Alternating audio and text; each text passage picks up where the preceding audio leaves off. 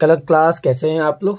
तो आज के टॉपिक में हम बात करने वाले हैं पृथ्वी की उत्पत्ति के संदर्भ में दिए गए आधुनिक सिद्धांत के बारे में बात करेंगे। हमने पिछली क्लास में बात किया था पृथ्वी की उत्पत्ति के आरंभिक सिद्धांत के बारे में बात किया था। आज हम पृथ्वी की उत्पत्ति के आधुनिक सिद्धांत के बारे में बात करेंगे, जिसके अंदर ब्रह्मांड की उत्पत्ति किस प्रकार से होती है इसके बारे में आज विस्तार से जानकारी प्राप्त करेंगे। पृथ्वी के उत्पत्ति के संदर्भ में आधुनिक सिद्धांत की यदि हम आज बात करें तो आधुनिक सिद्धांत के अंदर ब्रह्मांड की उत्पत्ति के बारे में सिद्धांतों के बारे में आज हम बात करेंगे। तो ब्रह्मांड की उत्पत्ति के बारे में सर्वसामान्य सिद्धांत मतलब कि सभी के द्वारा जो सिद्धांत माना गया उसका नाम था हमारे पास बिग बैंग थ्योरी था। तो हमारे पास जो सिद्धांत सभी लोगों के द्वारा दिया गया उसका नाम था बिग बैंग थ्योरी था।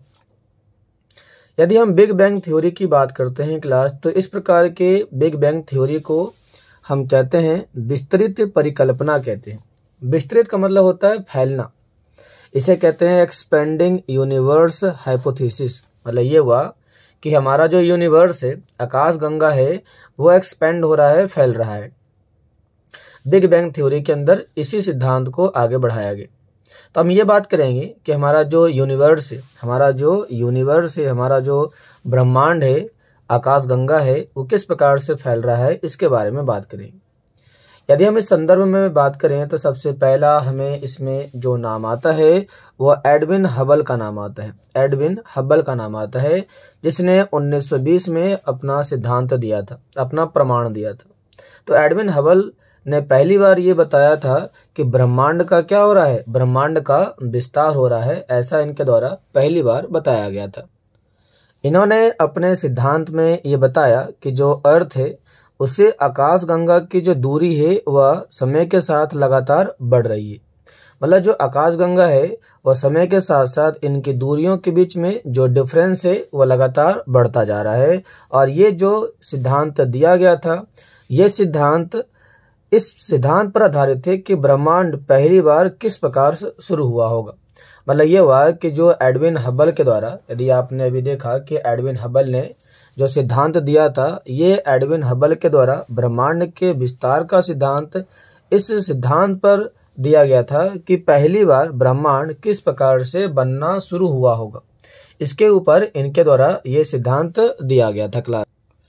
बिग बैंग थ्योरी के आगे यदि हम बात करते हैं तो बिग बैंग थ्योरी का प्रतिपादन अर्थात इस प्रकार के सिद्धांत को देने का काम लेमेटियर ने किया था, जिसमें ब्रह्मांड, आकाश गंगा और सौर मंडल की उत्पत्ति के बारे में बताया था। तो यह वह पहला इंसान था जो ये बताता है कि बिग बैंग थ्योरी के अंदर हम किन किन चीज़ों की उत्पत्ति होती है। हम ये बात करते हैं कि बिग बैंग थ्योरी के अंदर किन किन चीज़ों की उत्पत्ति होती है। तो इसी ने पहली बार बताया, लेमेटियर ने पहली बार बताया कि ब्रह्मांड की उत्पत्ति होती है, आकाश गंगा यूनिवर्स की उत्पत्ति होती है, गैलेक्सी की उत्पत्ति होती है और सौरमंडल की उत्पत्ति होती है। इसने इसके बारे में बताया। इसके बारे में ये जो बताता है वह 1894 से लेकर के 1896 के बीच में बताता है। लेकिन यह सिद्धांत आगे जाकर के पूरी तरह से सत्यापित नहीं हो पाती है और इस सिद्धांत को बाद के टाइम में रॉबर्ट वैगनार के द्वारा इसको फिर से व्याख्या किया गया, 1967 में व्याख्या किया गया।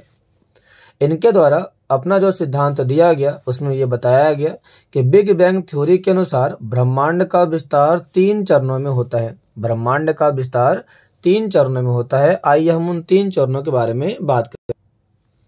तो क्लास, ये हमारे पास पहला चरण, ये जो आप पॉइंट देख रहे हैं, इस पॉइंट के यदि हम बात करते हैं तो इस पॉइंट के यदि हम बात करते हैं तो यह एकाकी परमाणु के समान था। मतलब यह एक परमाणु के समान था, ऐसा पहली बार बताया गया। ये जो परमाणु आप देख रहे हैं ये अत्यधिक सूक्ष्म, बहुत ही छोटा और इसमें काफ़ी ज़्यादा तापमान पाया जाता है। इसमें जो घनत्व होता है, इसकी जो डेंसिटी होती है काफ़ी ज़्यादा अनंत होती है क्लास। ये लिखा हुआ है अनंत, मतलब कि इसमें इतनी ज़्यादा डेंसिटी होती है कि यदि ये टूटेगा तो टूटने के बाद एक बहुत बड़ी मात्रा में विस्फोट तैयार होगा। तो कहता है 13.7 अरब वर्ष पहले इसका क्या हुआ था, विस्फोट होना चालू होता है। जैसे ही ये विस्फोट होता है तो इसका चालू होता है दूसरा चरण चालू होता है। जो दूसरे चरण की बात करते हैं तो पहले परमाणु का निर्माण 3 मिनट के अंदर देखने को मिलता है। तो इसके बाद आपका जो पहला चरण बीतता है तो पहले चरण के बाद दूसरे चरण में जाते हैं तो 3 मिनट के अंदर पहली बार परमाणु का डेवलपमेंट होना चालू हो जाता है। इसके बाद हमारे पास आता है तीसरा चरण आता है। तीसरे चरण में ये बताया गया कि 3 लाख साल बाद तापमान 4500 केल्विन में गिरावट आ जाती है और गिरावट आने के कारण ये छोटे छोटे अर्थात अलग अलग ग्रहों में ठंडे होना चालू हो जाते हैं। इस प्रकार से हमारे पास ग्रहों का अर्थात ब्रह्मांड के निर्माण के बारे में सिद्धांतों को प्रतिपादित किया गया। यदि हम बात करते हैं ब्रह्मांड के विस्तार के बारे में तो ब्रह्मांड के विस्तार से हमें ये समझ में आता है कि आकाश गंगा के दूरियों के बीच में वृद्धि हो रही होती है। आकाश गंगा की दूरियों में वृद्धि मतलब ये हुआ कि शुरुआती पॉइंट में हमने जो देखा कि किस प्रकार से आकाश गंगा जो था वह पहले छोटी दूरी पर था, फिर लगातार दूरियां बढ़ रही थी। मतलब ये हुआ क्लास कि यदि ब्रह्मांड का विस्तार होता है तो आकाश गंगा की दूरियों में भी विस्तार होगा।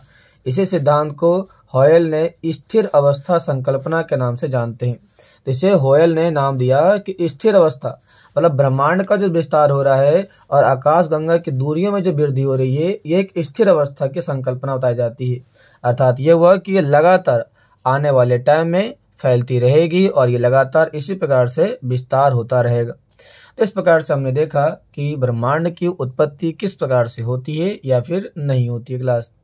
तो ये तो था हमारा आज का टॉपिक। ये कैसा लगा जरूर बताइए और वीडियो को सब्सक्राइब लाइक जरूर करें। तो मिलते हैं क्लास नेक्स्ट क्लास में, तब तक के लिए धन्यवाद।